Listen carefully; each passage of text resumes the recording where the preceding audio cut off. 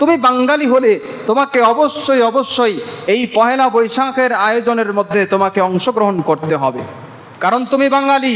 যদি তুমি বাঙালি হিসেবে এই পহেলা বৈশাখের আয়োজনের মধ্যে, মঙ্গল শোভাযাত্রার মধ্যে তুমি অংশগ্রহণ না করো, তাহলে তুমি কুলাঙ্গার, বাঙালি পরিচয় দিও না, তুমি বাঙালি নও। এটা তারা বলে। এজন্য তারা বলে সার্বজনীনতা তারা বুঝাতে চায়। ওই জন্য একটা যে স্লোগান, ধর্ম যার যার, উৎসব সবার। এজন্য বাঙালি হিসেবে তোমার উৎসব এই পহেলা বৈশাখ। তুমি পহেলা বৈশাখের মধ্যে তুমি এই যে আয়োজন হবে, এই যে র্যালি বের হবে, এই যে মঙ্গল শোভাযাত্রা বের হবে, অবশ্যই তুমি বাঙালি হিসেবে তুমি সেটাকে অংশগ্রহণ করবা, না হয় তুমি বাঙালি নও। তাহলে এই যে তাদের স্লোগান, ধর্ম যার যার, উৎসব সবার। এবার এই কথাটাকে আমি দলিলের মাধ্যমে, কোরআন হাদিসের মাধ্যমে জবাব দিতে চাই না। এই স্লোগানটাকে কেন্দ্র করেই আমি কিছু স্লোগান দিতে চাই। আমরাও বলি, তোমাদের যদি এই যুক্তি হয় তাহলে আমাদেরও কিছু যুক্তি আছে, শুনে নাও। সেটা হলো, চাষাবাদ যার যার, ফসল সবার। সবাই যে যে যার যার মতো ফসল করবে, চাষাবাদ করবে, ফসল আমাদের সবার, আমরা সবাই ভাগ করে নিব। যদি এটা মানতে চাও তাহলে আমরাও তোমাদের ওই যে ধর্ম যার যার, উৎসব সবার, এটাও মানব। এরপরে 2 নম্বর আমাদের স্লোগান, ব্যবসা যার যার, মুনাফা সবার। এরপরে 3 নম্বর স্লোগান, চাকরি যার যার, বেতন সবার।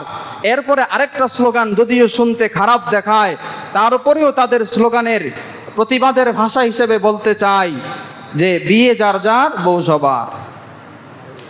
কোন কুলাঙ্গার যদি বুদ্ধি থাকে তাহলে ধর্ম যার যার, উৎসব সবার, এখানে সার্বজনীনতাকে সে অবশ্যই অবশ্যই এটাকে অমান্য করবে। সে অবশ্যই বলবে, না আমি মুসলমান, আমি বাঙালি ঠিক, কিন্তু সবার আগে আমি মুসলমান। আমার মুসলমানের পরিচয় যদি আমার মধ্যে থাকে তাহলে আমি অবশ্যই এই কুফরি আয়োজনের মধ্যে আমি কখনো অংশগ্রহণ করতে পারি না। الذي أرسله الله تعالى بالحق بشيرا ونذيرا وداعيا إلى الله بإذنه وسراجا وقمرا منيرا. أما بعد فأعوذ بالله من الشيطان الرجيم. بسم الله الرحمن الرحيم. يا أيها الناس ضرب مثل فاستمعوا له. إن الذين تدعون من دون الله لن يخلقوا ذبابا ولو اجتمعوا له وإن يسلبهم الذباب شيئا لا يستنقذوه منه ضعف الطالب والمطلوب. وقال رسول الله صلى الله عليه وسلم من تشبه بقوم فهو منهم. صدق الله مولانا العظيم وصدق رسوله النبي الكريم ونحن على ذلك لمن الشاهدين والشاكرين والحمد لله رب العالمين. 1433 বঙ্গাব্দ শুরু হবে। তো আমরা যদি আমাদের এই বৎসরের হিসাব করি যে আমাদের পিছনে 1 বৎসর চলে গেল, নতুন 1 বৎসর আসলো, আমাদের তো এখানে হিসাব করা দরকার যে এই বৎসর যেটা চলে গেল আর যেটা আসতেছে, যেই বছর চলে যাচ্ছে তাতে আমার অর্জন কি হলো, আর যেই বৎসর আসতেছে ওই বছরে আমার করণীয় কি। তো আমাদের এই বাংলা সন আসা এবং যাওয়ার ক্ষেত্রে আমাদের দেশে কিছু সংস্কৃতি চলে, যেমন ইংরেজি বৎসর শেষ এবং শুরু হলে 31st নাইট উদযাপন করা হয়, তেমনিভাবে বাংলা বৎসরকেও বিভিন্ন ক্ষেত্রে উদযাপন করা হয় আমাদের দেশে, যেটাকে আমরা জেনে থাকি পহেলা বৈশাখ নামে। এই পহেলা বৈশাখ হলো বাংলা মাসের প্রথম মাস। প্রথম মাসের প্রথম দিনকে আমাদের দেশ সহ ভারতের কলকাতাতে বিভিন্ন ক্ষেত্রে উদযাপন করা হয়। আজকের জুমার আলোচনা হলো এই যে উদযাপন, আসলে এই উদযাপন শরীয়তে বৈধ কিনা, এবং উদযাপনের পদ্ধতি যেই পদ্ধতি আছে ওই পদ্ধতি শরীয়ত সিদ্ধ কিনা, শরীয়ত এই ব্যাপারে কি বলে, ইসলামী দৃষ্টিকোণ কি। আল্লাহ পাক রব্বুল আলামিন আমাদেরকে নতুন বৎসর দান করেন, এই বৎসর চলে যায়, আমাদের হায়াত ছোট হতে থাকে, আবার নতুন বছর আসে, আবার হায়াত ছোট হতে থাকে।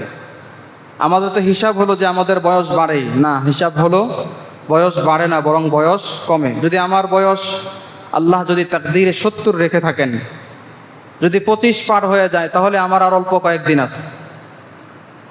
তাহলে বুঝতে হবে 70 থেকে আমার 25 শেষ। এর মানে এই নয় যে 25 বছর গেছে, আরো 70 বছরের মধ্যে 70ই বাকি, এমনটা নয়। তো আসি আমাদের এই যে পহেলা বৈশাখ উদযাপন করা হয় বিভিন্ন ক্ষেত্রে বিভিন্ন জায়গায়, এটাকে বাঙালি সংস্কৃতি বলা হয়, বাঙালি কালচার হিসাবে এটাকে আমাদের সামনে পরিচিত করা হয়। এই পহেলা বৈশাখটা শুরু হলো কোত্থেকে, পহেলা বৈশাখ মানে কি? প্রথমত পহেলা বৈশাখ তো মানে হলো যে বাংলা বৎসরের প্রথম মাস হলো বৈশাখ, আর এই মাসের প্রথম দিন হলো প্রথম তারিখ। এই পহেলা বৈশাখ মানে বৈশাখ মাসের প্রথম দিন, প্রথম তারিখ। তাহলে এই যে পহেলা বৈশাখ সংস্কৃতি হিসাবে আমাদের সামনে যে পরিচিত করা হয়, আমাদের সামনে যে এটাকে আলাদাভাবে ফুটে তুলে ধরা হয়, এটা আসলো কোত্থেকে? আজ থেকে 124 বছর আগে ভারতের শান্তিনিকেতন, যেখানে রবীন্দ্রনাথ ঠাকুর তার পরিচালনায়, তার অধীনে এই শান্তিনিকেতনে, যেখানে মহাত্মা গান্ধী, ইন্দিরা গান্ধী এবং তার ছেলে রাজীব গান্ধীর সমাধি, অর্থাৎ আমরা যেটাকে কবর বলি, এই সমাধিস্থলে রবি ঠাকুর অর্থাৎ কবি রবীন্দ্রনাথ ঠাকুর হিসাবে আমরা যাদেরকে চিনি, কবিগুরু বলা হয় তাকে। এই রবীন্দ্রনাথ ঠাকুর সে ওই তাদের সমাধিতে একটা সাংস্কৃতিক অনুষ্ঠানের আয়োজন করে থাকে। 1309 সালে সেখানে বিভিন্ন নর্তকীদের দ্বারা নাচানো হয়, সেখানে বিভিন্ন গানের আয়োজন করে, বিভিন্ন সংস্কৃতিকে সেখানে ফুটিয়ে সে তুলে ধরে, এটাকে পহেলা বৈশাখ সে উদযাপন করেছে। তাহলে পহেলা বৈশাখ একদম শুরু হলো কবিগুরু রবীন্দ্রনাথ ঠাকুরের মাধ্যমে। শুরুটা হয়েছিল কোন জায়গায় বললাম? ভারতবর্ষের শান্তিনিকেতনে। তাহলে শুরুটা হয়েছিল বাংলাদেশে না ভারতে? আমার সাথে আজকে কথা বলতে হবে। শুরুটা হয়েছিল বাংলাদেশে নাকি ভারতে? ভারতে। এবার আসি, তাহলে বাংলাদেশে শুরু হলো কবে? 1960-এর দশকে, অর্থাৎ 1979 সনে, 79 খ্রিস্টাব্দে ঢাকা বিশ্ববিদ্যালয়ের চারুকলা ইনস্টিটিউট, আমরা যেটাকে কলা ভবন হিসাবে চিনি, এই চারুকলা ইনস্টিটিউটের উদ্যোগে সর্বপ্রথম আনন্দ শুভযাত্রা, এই আনন্দ শুভযাত্রার শুরু করা বের হয়। আর 1996 সনে সেই আনন্দ শোভাযাত্রার নামকে পরিবর্তন করে সেটার নাম দেওয়া হয় মঙ্গল শোভাযাত্রা। এর মাঝখানে কিন্তু অনেক ইতিহাস, এত লম্বা ইতিহাস বলার সুযোগ নেই। তাহলে এই পহেলা বৈশাখ উদযাপন হয় প্রথমে 1309 সনে ভারতবর্ষের শান্তিনিকেতন এলাকায়, যেখানে ইন্দিরা গান্ধী, মহাত্মা গান্ধী, রাজীব গান্ধী এদের কবর সমাধি। আর আমাদের বাংলাদেশে সেটার শুরু হয় রমনা পার্কের বটমূলে ছায়ানট সাংস্কৃতিক যেই একটা সঙ্গীতানুষ্ঠান এর নামে এটাকে ঘিরে এই পহেলা বৈশাখের উদযাপন শুরু হয়। সেখানে বিভিন্ন সাংস্কৃতিক অনুষ্ঠান অর্থাৎ গান বাজনা নৃত্য এগুলোর মাধ্যমে এই পহেলা বৈশাখের উদযাপন শুরু করা হয়।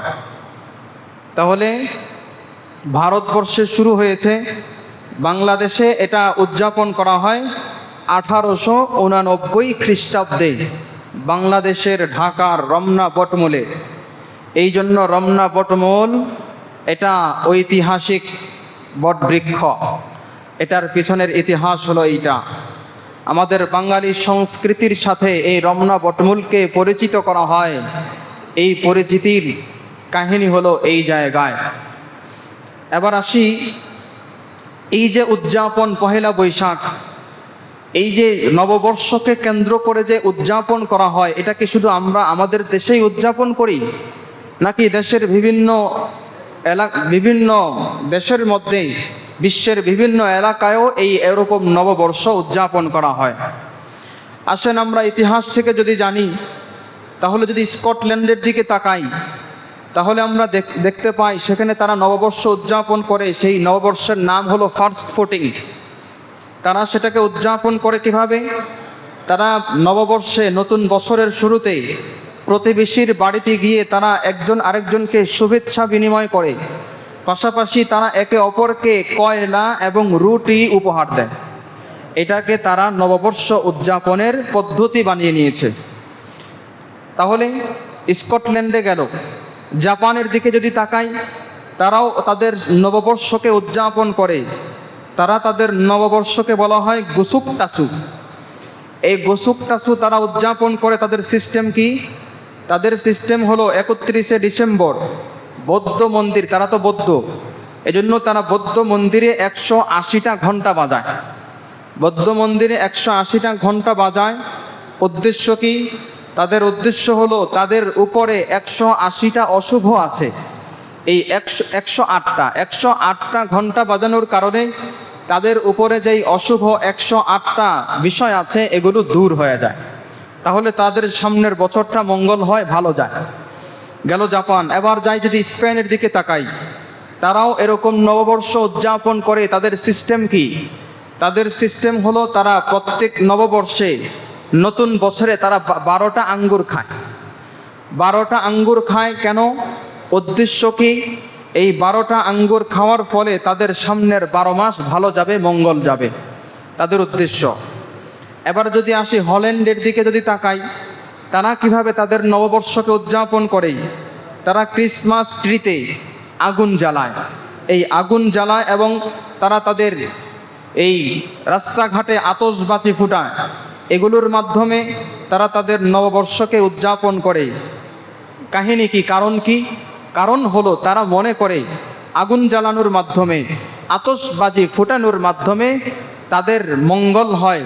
অর্থাৎ তারা মনে করে আগুন হলো মানুষকে বা মানুষের জীবনকে পরিবর্তন করা এবং পবিত্র করার একটা মাধ্যম, ইত্যাদি ইত্যাদি। এই কয়েকটা দেশের কথা বললাম, আমেরিকাও তারা এরকম বিভিন্নভাবে উদযাপন করে। তাহলে এই উদযাপন এটা শুধু আমাদের দেশে নয়, বিভিন্ন রাষ্ট্রেও চলে।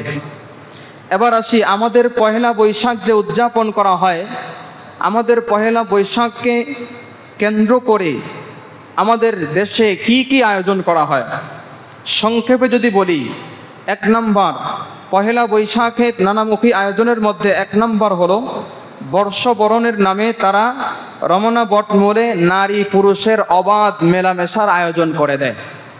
সংক্ষেপে শুধু বলবো কারণ অনেক লম্বা আলোচনা।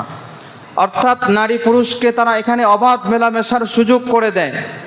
এটা তারা বর্ষবরণ বলে, কিন্তু এটা বর্ষবরণ হয় না, বরং এটা বর্ষবরণের নামে বস্ত্রহরণ হয়। যারা বুঝার তারা এতটুকুই এই শব্দেই বুঝে যাওয়ার কথা। 2 নম্বর, শিক্ষক এবং শিক্ষিকা, অর্থাৎ শিক্ষিত সমাজের তত্ত্বাবধানে ছাত্র ছাত্রীদের মাধ্যমে তথাকথিত মঙ্গল শোভাযাত্রা ও র্যালির আয়োজন করে। মঙ্গল শোভাযাত্রা কি, র্যালি কি, এটা সামনে আসতেছি। তো তারা আমাদের শিক্ষক যারা, শিক্ষক সমাজ যারা, তারা আমাদের ছাত্র ছাত্রীদের মাধ্যমে এই মঙ্গল শোভাযাত্রার আয়োজন করে, বিভিন্ন রাস্তায় র্যালি বের করে। 3 নম্বর, বিভিন্ন সাংস্কৃতিক গোষ্ঠী তারা গান এবং নৃত্যর আয়োজন করে থাকে। 4 নম্বর, বৈশাখী মেলার আয়োজন করে। এই পহেলা বৈশাখকে কেন্দ্র করে বিভিন্ন জায়গায় বিভিন্ন মেলা হয়ে থাকে। বিভিন্ন মেলা, বাণিজ্য মেলা, বই মেলা, বহু রকমের মেলা হয়। এর মধ্যে একটা হলো বৈশাখী মেলা। আমার মনে হয় সব মেলা আয়োজন হয় বাংলাদেশে, একটা বাদ, সেটা হলো বউ মেলা। এটা যদিও শুনতে খারাপ মনে করেন যে বউ মেলা মনে হয় বাকি আছে, এটা যদিও আনুষ্ঠানিকভাবে বাকি আছে, কিন্তু এমনিতে ভিতরগতভাবে এই বউ মেলারও আয়োজন সব জায়গায় হয়ে থাকে। আপনি দেখবেন যত ধরনের মেলা হয়ে থাকে সেখানে ক্রেতার তুলনায় দর্শনার্থী বেশি হয়, কারণ কিনতে যায় না, তারা দেখতে যায়, উদযাপন করতে যায়। তাহলে মেলা যদিও নাকি তারা বিভিন্ন এই বিপণী বিতান হিসেবে রাখে যে বিক্রয়ের জন্য বই বিক্রি করুক বা বিভিন্ন বস্ত্র বিক্রি করুক, কিন্তু সেখানে বিক্রয় হয় না, বরং তারা এই বিভিন্ন প্রদর্শনী হয়। নারীদেরকে, যারা সুন্দরী নারী, তাদেরকে সাজিয়ে সাজিয়ে সেখানে দোকানের বিক্রেতা হিসেবে তারা ওখানে কি করে দাঁড় করিয়ে দেয়। তাহলে ওইটা ওই যে বাণিজ্য মেলা আর বিভিন্ন মেলা হয় না, বরং সেটাও এক ধরনের বউ মেলা হয়। আর আরেক ধরনের বউ মেলা তো আমাদের সোশ্যাল মিডিয়াতে হয়ে থাকে, যে সুন্দর একজন মাইয়া যদি ব্যবস্থা করা যায়, তাকে দিয়ে মাশাআল্লাহ বছরে লাখ লাখ কোটি কোটি টাকা হাঁকানো যায়। এতটুকুই ইশারা যথেষ্ট আমাদের জন্য। এরপরে পহেলা বৈশাখকে কেন্দ্র করে আমাদের যেই বাঙালি সংস্কৃতির নামে যেটাকে আমাদের সামনে তুলে ধরা হয়, সেটা হলো পহেলা বৈশাখে মাটির বাসনের মধ্যে সকালবেলায় পান্তা ভাত আর ভাজা ইলিশ আর কদ্দুর পেঁয়াজ মরিচ, এগুলোকে আমাদের জন্য বাঙালি সংস্কৃতি হিসাবে তুলে ধরা হয়। আর এই সমস্ত বিষয়ের মাধ্যমে আমাদেরকে তারা বোঝাতে চায় যে বাঙালি সংস্কৃতি, বাঙালি পরিচয় যদি তোমার দিতে হয়, তাহলে তুমি এই পহেলা বৈশাখ উদযাপন করতে হবে। এবার আসি পহেলা বৈশাখ, এই যে এই কয়েকটা বিষয় বললাম, এই পহেলা বৈশাখের মধ্যে গুরুত্বপূর্ণ 3টা কুফরি বিষয়ের আয়োজন হয়ে থাকে। পহেলা বৈশাখকে কেন্দ্র করে 3টা কুফরি বিষয়ের আয়োজন হয়ে থাকে। 1 নম্বর হলো বৈশাখী গান, অর্থাৎ এই পহেলা বৈশাখকে কেন্দ্র করে বিভিন্ন রকমের গান থাকে। যেমন কবিতার ক্ষেত্রে আমরা এবং ভারতবর্ষের যারা, তারা রবীন্দ্রনাথ ঠাকুরকে কবি গুরু হিসেবে তারা মানে, অর্থাৎ সমস্ত কবিদের প্রধান হলেন রবীন্দ্রনাথ ঠাকুর। যদিও নাকি এগুলো নিয়ে অনেক মতানৈক্য আছে, আসলেই কি রবীন্দ্রনাথ ঠাকুর আমাদের জন্য কবিগুরু, নাকি সেই ভারতবর্ষের জন্য কবিগুরু, কিন্তু আমাদের উপরে চাপিয়ে দেওয়া হয়, এটা আলাদা আলোচনা। তো এই যে কবি রবীন্দ্রনাথ ঠাকুর কবিগুরু, তার কবিতা, যতগুলো কবিতা আছে আমাদের দেশীয় কৃষ্টি কালচারে, তার কবিতাগুলোকে এই আবৃত্তি করা হয় বেশিরভাগ সময়ে। এবং এই রবীন্দ্রনাথ ঠাকুরের যত কবিতা, যত গান দেখবেন, সবগুলো কবিতার মধ্যে 2টা বিষয়কে ফুটিয়ে তোলা হয়। 1 নম্বর হলো প্রেম, 2 নম্বর হলো প্রার্থনা।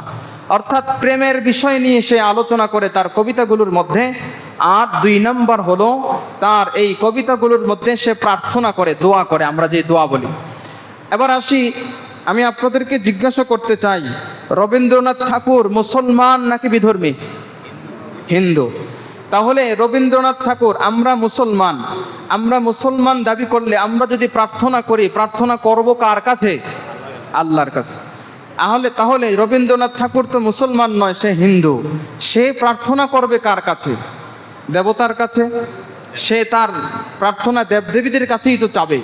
তাহলে তার কবিগুলোকে যদি আমরা আমাদের আদর্শ মনে করি, তাহলে এই কবি গুরু রবীন্দ্রনাথ ঠাকুরের কবিতা আমাদের জন্য ভয়ঙ্কর এবং শিরকি একটা কবিতা হবে। যেমন পহেলা বৈশাখে আমরা ফজরের নামাজ আদায় করি, বিভিন্ন জিকির আজকার করি। যারা পহেলা বৈশাখকে আয়োজন করে ফলাও করে যারা এটাকে উদযাপন করে, তারা ফজরের পরপরে খালি পায়ে ওই রমনার বটমূলে চলে যায় এবং সেখানে গেলে সমস্বরে গান গায়, এসো হে বৈশাখ এসো হে এসো। হ্যাঁ, শুনেন নাই কখনো? এসো হে বৈশাখ, এটার অর্থ কি? এটার অর্থ হলো, হে বৈশাখ তুমি আসো, তুমি হলো কল্যাণের বার্তাবাহী, কল্যাণের বাহক, তুমি কল্যাণ নিয়ে আসো। বৈশাখ তুমি আমাদের জন্য কল্যাণ। তাহলে এই কথার অর্থ কি হয়? আল্লাহ কল্যাণের মালিক না বৈশাখ আমাদের জন্য কল্যাণ? তাহলে এই যে এসো হে বৈশাখ, এই যে এই কথাগুলো যারা বলে রমনার বটমূলে গিয়ে, তারা কি সব কি হিন্দু নাকি আমাদের মতো মুসলমানও আছে? আমাদের মতো মুসলমান যারা, তারাও এইটাকে এসো হে বৈশাখ হিসেবে উদযাপন করে। এবার আসি রবীন্দ্রনাথ ঠাকুরের আরেকটা গানের বা কবিতার একটা পংক্তি আছে, যে সে এই কবিতার মধ্যে আছে যে সে বলে, মুছে যাক জ্ঞানী ঘুচে যাক জড়া, অগ্নিস্নানে সূচি হোক ধরা। অনেক সুন্দরভাবে সে সাহিত্যপূর্ণ মাধুর্যপূর্ণ শব্দগুলো ব্যবহার করেছে। আমাদের মতো সাধারণ যারা শুনবে তারা মনে করবে, মাশাআল্লাহ কত সুন্দর কথা জানি বলেছে আমাদের জাতির জন্য, আমাদের জন্য বাঙালি সংস্কৃতির প্রধান যিনি রবীন্দ্রনাথ ঠাকুর, তিনি আমাদের জন্য কত সুন্দর সুন্দর কবিতাগুলো আমাদেরকে উপহার দিয়েছেন। এই যে এই কবিতার লাইন যে মুছে যাক গানি ঘুচে যাক জরা, অগ্নিস্নানে সূচি হোক ধরা, দ্বিতীয় যেই অংশটা অগ্নিস্নানে সূচি হোক ধরা, এটার অর্থ কি? অগ্নি মানে তো আগুন, সবাই বলি, স্নান মানে হলো গোসল করা। তো অগ্নিস্নানে সূচি মানে হলো পবিত্র হওয়া, আর হোক ধরা মানে এই পৃথিবী। এ কথার অর্থ কি? সে বোঝাতে চায় আগুন এসে আগুনের মাধ্যমে তোমরা গোসল করে পবিত্র হও, আর আগুনের মাধ্যমে, হে আগুন তুমি এই পুরা পৃথিবীকে, পুরা ধরণীকে তুমি পবিত্র করে দিয়ে যাও। তাহলে এই যে আগুন, বলেন আগুন কি পবিত্রতার বস্তু?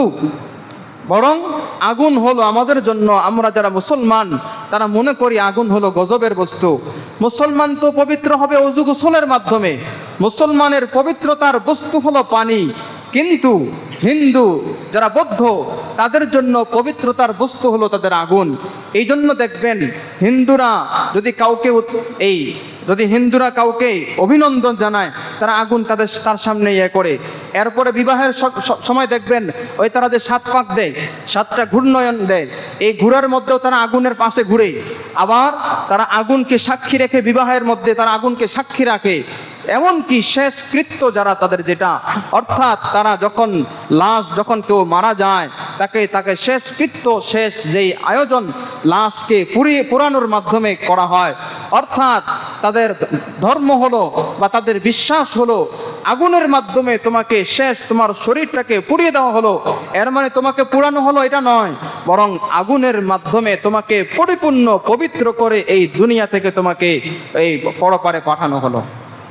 তাহলে এই যে এই বিশ্বাস যারা করবে, অগ্নিস্নানে সূচি হোক ধরা, এত সুন্দর কবিতা সে বলে গেছে, এত খারাপ কিছু বলে নাই। কবিগুরু যেহেতু বলেছে, ভালোই বলেছে। তাহলে এই যে এই বিশ্বাস যদি কেউ করে, অথবা এই কবিতা যদি কেউ আবৃত্তি করে এই বিশ্বাস নিয়ে, ধারণা নিয়ে, তাহলে সে আর মুসলমান থাকে না, সে কাফের হয়ে যায়। তাহলে 1 নম্বর কুফরের আয়োজন পহেলা বৈশাখের মধ্যে। 2 নম্বর ওই যেটা বললাম, মঙ্গল শোভাযাত্রার আয়োজন। বললাম যে আমাদের বাংলাদেশে সর্বপ্রথম এই পহেলা বৈশাখকে কেন্দ্র করে যে আয়োজন হয়েছিল, সেটার নাম দিয়েছিল আনন্দ শোভাযাত্রা। অর্থাৎ নতুন বছরের শুরু হয়েছে, এই জন্য আমরা খুশিতে আনন্দ করি, এটার একটা যাত্রা অথবা র্যালি বের করলো, শেষ, এতটুকু। কিন্তু এখান থেকে তারা কয়েক বছর পরে এটার নামকে পরিবর্তন করে তারা নাম দিয়েছিল মঙ্গল শোভাযাত্রা। এই পহেলা বৈশাখের বড় আয়োজনই এইটা, মঙ্গল শোভাযাত্রাই হলো পহেলা বৈশাখের বর্তমান সবচাইতে বড় আয়োজন। এর মধ্যে কি করা হয়? এই মঙ্গল শোভাযাত্রায় আপনারা দেখবেন বড় র্যালি বের হয়, বড় মিছিল বের হয়। এই মিছিলের মধ্যে পেঁচার ছবি, হনুমানের ছবি, ভাল্লুকের ছবি, বাঘের ছবি, ইঁদুরের ছবি, বিভিন্ন মানে জীব জন্তুর ছবি তারা তারা মিছিলের মধ্যে রাখে, বিভিন্ন ছবি রাখে, আবার বিভিন্ন এই প্রাণীর মূর্তি বানায় তারা। এগুলোর দ্বারা উদ্দেশ্য কি? প্রত্যেকটা প্রাণীর এক একটা উদ্দেশ্য থাকে। পেঁচাকে তাদের একটা দেবী আছে, দেবতা আছে, বিষ্ণু দেবতা। এই বিষ্ণু দেবতার স্ত্রীর নাম হলো লক্ষ্মী দেবী। এই লক্ষ্মী দেবী হলো ওই বিষ্ণু দেবতার স্ত্রী। এই লক্ষ্মী দেবীকে তারা কল্যাণের, মঙ্গলের মানে বাহক হিসেবে তারা মনে করে। আর ওই লক্ষ্মী দেবীর বাহন হলো এই পেঁচা। দেখবেন আপনি ওই র্যালির মধ্যে সবার আগে কিন্তু পেঁচাকে রাখে, পেঁচাকে। এর দ্বারা উদ্দেশ্য কি? তাদের বিশ্বাস হলো, তারা মনে করে এই লক্ষ্মী দেবী হলো তাদের সমস্ত বিষয়ের কল্যাণের বাহক। অর্থাৎ তাদের ফলনের ক্ষেত্রে তাদের ভালো ফসল হয়েছে, তারা মনে করে ওই লক্ষ্মী দেবীর কল্যাণে, মা লক্ষ্মী দেবীর কারণে এটা হয়েছে। আপনার ভালো একটা চাকরি হয়েছে, তারা মনে করে যে লক্ষ্মী দেবীর কল্যাণে এটা হয়েছে। অর্থাৎ আপনি সুস্থ, আপনি অসুস্থতা থেকে মুক্ত হয়েছেন, তারা মনে করে এই লক্ষ্মী দেবীর মাধ্যমে এটা হয়েছে। এই জন্যই তো তাদের এই কথাগুলা, তাদের এই কৃষ্টি কালচার আমাদের মধ্যেও ঢুকে গেছে। এই জন্য আমরাও মাঝে মাঝে বলি আমার মেয়েটা অনেক লক্ষ্মী। বুঝেন তো কোত্থেকে আসছে? হ্যাঁ, ওই যে বিষ্ণু দেবতার স্ত্রী লক্ষ্মী দেবতা, এটাকে কল্যাণের বস্তু মনে করা হয়। এখন আমার মেয়েটাও অনেক লক্ষ্মী, অর্থাৎ ওই লক্ষ্মী, যদিও আমরা বুঝি না, না জেনে বলি, কিন্তু আসলো কোত্থেকে, যোগসূত্র পাইতেছেন তো? এই জন্য খুবই সচেতন, লম্বা আলোচনা। এই যে মঙ্গল শোভাযাত্রা, এখন ওই লক্ষ্মী দেবীর বাহন হলো ওই পেঁচা, অর্থাৎ লক্ষ্মী দেবী। এবার এটার দ্বারা উদ্দেশ্য কি? উদ্দেশ্য হলো, হ্যাঁ মা লক্ষ্মী দেবী তোমার জন্য বাহন এই পেঁচাকে প্রস্তুত করা হলো।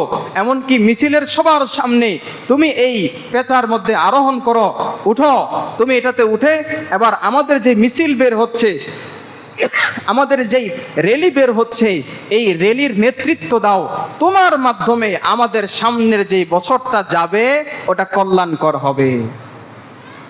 তাহলে যারা সেখানে উদযাপন, এবার দেখেন তো এটার নেতৃত্ব দেয় কে? আমরা যে এশিয়ার অক্সফোর্ড যেটাকে আমরা বলি, ঢাকা বিশ্ববিদ্যালয়, এই ঢাকা বিশ্ববিদ্যালয়ের এই চারুকলা ইনস্টিটিউট থেকে এটার নেতৃত্ব দেওয়া হয়।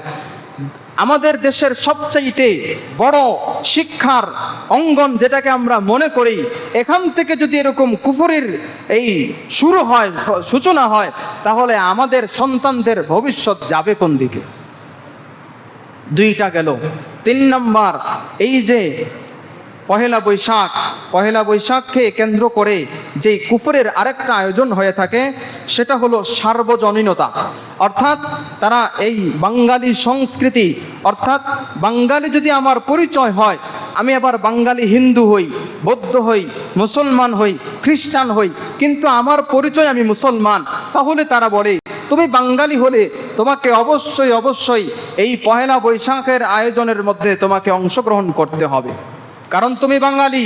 যদি তুমি বাঙালি হিসেবে এই পহেলা বৈশাখের আয়োজনের মধ্যে, মঙ্গল শোভাযাত্রার মধ্যে তুমি অংশগ্রহণ না করো, তাহলে তুমি কুলাঙ্গার, বাঙালি পরিচয় দিও না, তুমি বাঙালি নও। এটা তারা বলে। এজন্য তারা বলে সার্বজনীনতা তারা বুঝাতে চায়। ওই জন্য একটা যে স্লোগান, ধর্ম যার যার, উৎসব সবার। এজন্য বাঙালি হিসেবে তোমার উৎসব এই পহেলা বৈশাখ। তুমি পহেলা বৈশাখের মধ্যে তুমি এই যে আয়োজন হবে, এই যে র্যালি বের হবে, এই যে মঙ্গল শোভাযাত্রা বের হবে, অবশ্যই তুমি বাঙালি হিসেবে তুমি সেটাকে অংশগ্রহণ করবা, না হয় তুমি বাঙালি নও। তাহলে এই যে তাদের স্লোগান, ধর্ম যার যার, উৎসব সবার। এবার এই কথাটাকে আমি দলিলের মাধ্যমে, কোরআন হাদিসের মাধ্যমে জবাব দিতে চাই না। এই স্লোগানটাকে কেন্দ্র করেই আমি কিছু স্লোগান দিতে চাই। আমরাও বলি তোমাদের যদি এই যুক্তি হয়, তাহলে আমাদেরও কিছু যুক্তি আছে, শুনে নাও। সেটা হলো চাষাবাদ যার যার, ফসল সবার। সবাই যে যার যার মতো ফসল করবে, চাষাবাদ করবে, ফসল আমাদের সবার, আমরা সবাই ভাগ করে নিব। যদি এটা মানতে চাও, তাহলে আমরাও তোমাদের ওই যে ধর্ম যার যার, উৎসব সবার, এটাও মানব। এরপরে 2 নম্বর আমাদের স্লোগান, ব্যবসা যার যার, মুনাফা সবার। এরপরে 3 নম্বর স্লোগান, চাকরি যার যার বেতন সবার। এরপরে আরেকটা স্লোগান যদিও শুনতে খারাপ দেখায়, তারপরেও তাদের স্লোগানের প্রতিবাদের ভাষা হিসেবে বলতে চাই যে বিয়ে যার যার বউ সবার।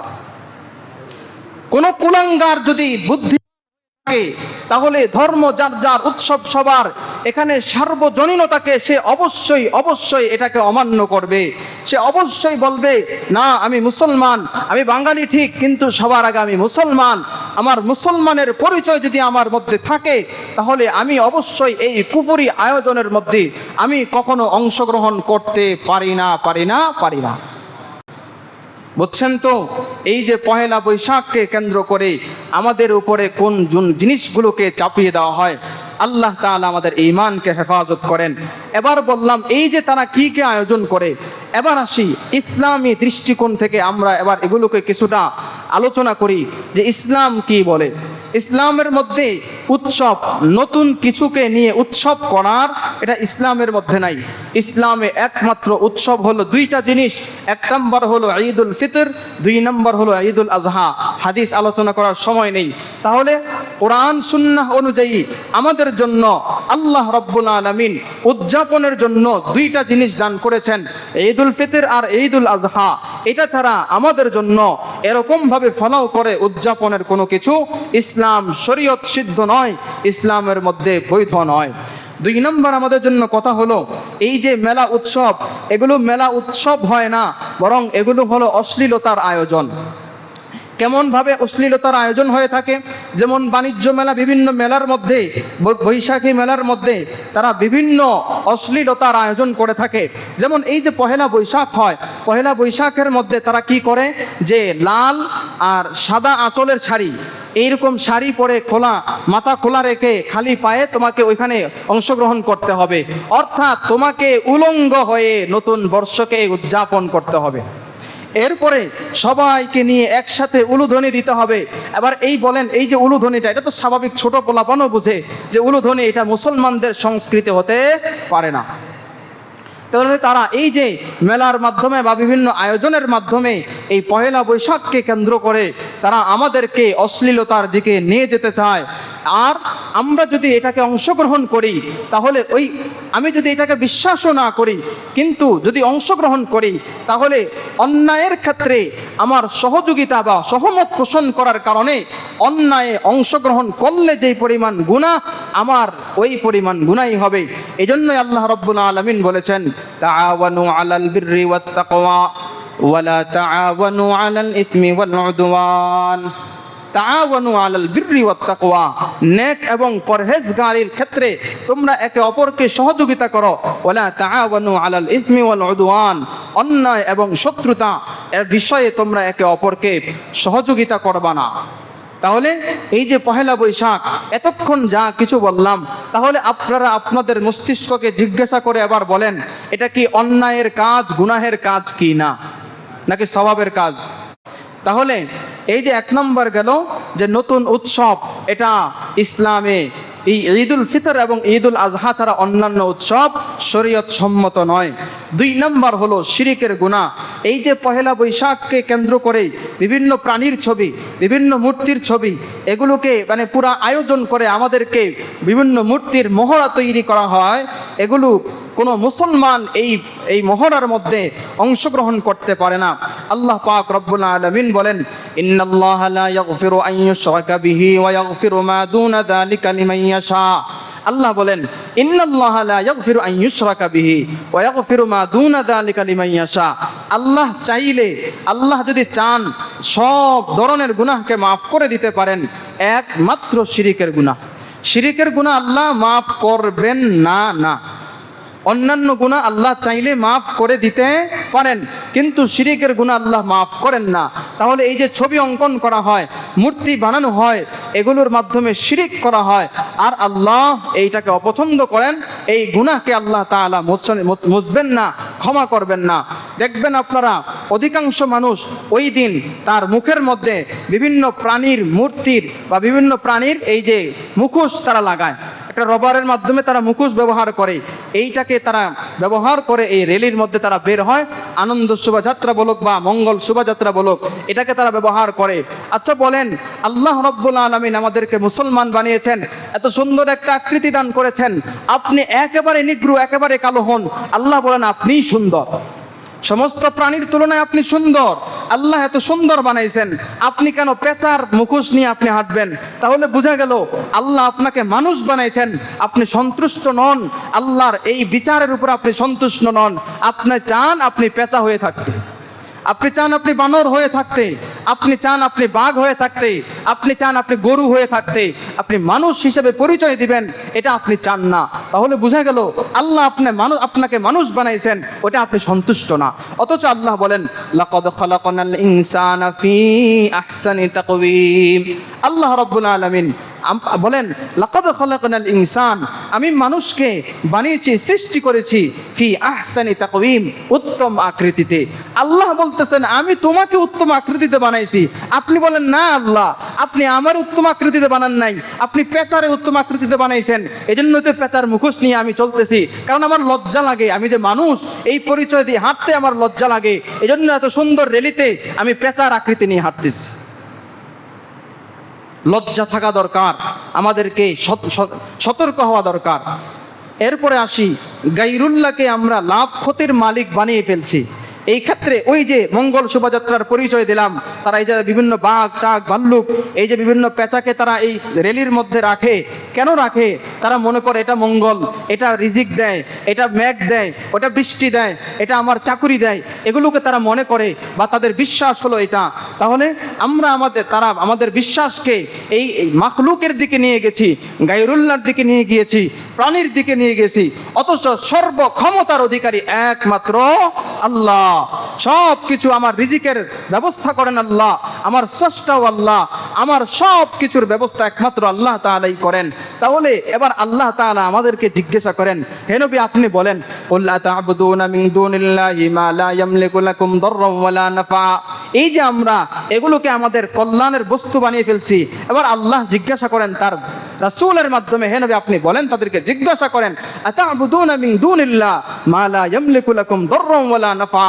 এই মানুষ, তোমরা কি এমন বস্তুর উপাসনা করো, এমন বস্তুকে তোমরা মানো, লা ইয়ামলিকু লাকুম দাররান ওয়ালা নাফা, যেই প্রাণী যেই বস্তু তোমাদের কল্যাণও করতে পারবে না, তোমাদের কোনো ক্ষতি সাধনও করতে পারবে না। কি বলেন? এই পেঁচায় আপনার একটা ভাত দিয়ে গেছে জিন্দগিতে, এরকম দেখছেন? তাহলে কিভাবে মঙ্গলের বাহক হিসেবে এই পেঁচাকে ধরা হয়, কিভাবে অন্যদেরকে এই লক্ষ্মী দেবীকে আমার সমস্ত কল্যাণের বাহন হিসেবে তাকে কিভাবে আমরা বিশ্বাস করি, অথবা বিশ্বাস না করলেও যারা বিশ্বাস করে তাদের সাথে আমি কিভাবে মুসলমান হিসেবে যোগ দেই। আল্লাহ রাব্বুল আলামিন বলেন, ইয়া আইয়ুহান নাসু দুরিবা মাসালুন ফাসতামিউ লা। লম্বা আয়াতের মধ্যে আল্লাহ বলেন, আল্লাহ তোমাদেরকে একটা উদাহরণ দিচ্ছে, হে মানুষ তোমরা লক্ষ্য করে শোনো, দুরিবা মাসালুন ফাসতামিউ লা, তোমরা মনোযোগ দিয়ে শোনো। সেটা কি উদাহরণ? কি সেটা? উদাহরণ হলো আল্লাহ রাব্বুল আলামিন বলেন, এই যে একটা মাছিকে আমি তৈরি করেছি, এই মাছিটা যদি কোনো একটা মূর্তির উপরে বসে, ওই মূর্তিটা ওই মাছিটাকেও তো সরানোর ক্ষমতা রাখে না, তাহলে ওই মূর্তি ওই প্রাণী, তাহলে তোমরা কিভাবে মনে করো যে আল্লাহকে বাদ দিয়ে ওই মূর্তি তোমার জন্য সমস্ত কল্যাণের অধিকারী হিসেবে তুমি কিভাবে মনে করো? এটা আল্লাহ রাব্বুল আলামিন আমাদের পক্ষ থেকে আমাদের কাছে প্রশ্ন, আল্লাহ রাব্বুল আলামিনের পক্ষ থেকে আল্লাহ আমাদেরকে উদাহরণ দিয়েছেন। এরপরে সর্বশেষ যদি বলি, তাহলে বিধর্মীদের সাথে আমাদের সাদৃশ্যতা হয়ে যায়। আল্লাহর রাসূল সাল্লাল্লাহু আলাইহি ওয়াসাল্লাম হাদিসের মধ্যে বলেন, মান তাশাব্বাহা বিকাউমিন ফাহুয়া মিনহুম।